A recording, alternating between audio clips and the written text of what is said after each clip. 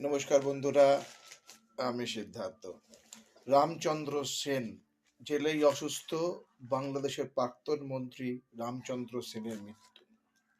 হ্যাঁ, রামচন্দ্র সেন আওয়ামী লীগের সাংসদ।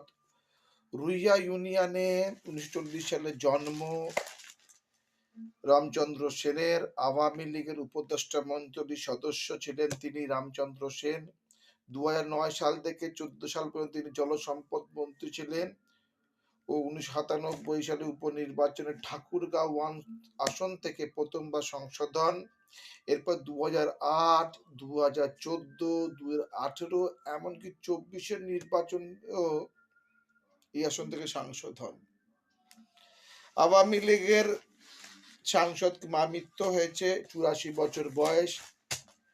গ্রেপ্তারের পরই হাতকড়া পরিয়ে নিয়েছিল ইউনিট সরকার। 84 বছর বৃদ্ধ রমেশ চন্দ্র সেন 24 সালে আগস্টে রাতের অন্ধকারে বাড়ি থেকে তুলে নিয়ে গিয়ে সাদা পোশাকের পুলিশ, তারপর নাম একাধিক খুনে মামলা যোগ করে মোহাম্মদ ইউনাস নেতাধীন অন্তর্বর্তীকালীন সরকার। হ্যাঁ বন্ধুরা, এইটাই বাংলাদেশের অবস্থা এখন।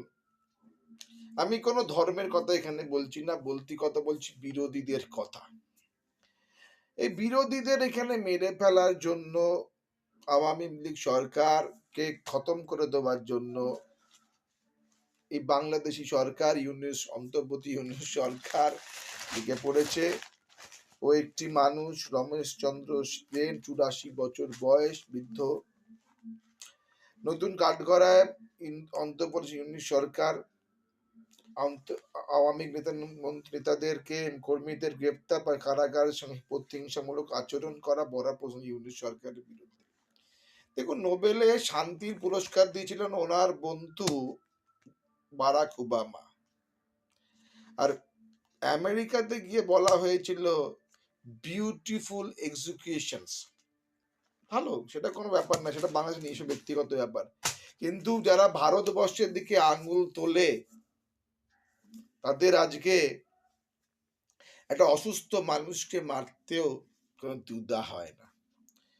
বাড়ি থেকে খাবার সময় বাড়ি থেকে তুলে নিয়ে যায় ঠাকুরগাঁও সংসদ। শনিবার সকাল 9:10 নাগাদ দিনাজপুর জেলা কারাগারে অসুস্থ হয়ে পড়লে দিনাজপুর মেডিকেল কলেজে নিয়ে যাওয়া হয়।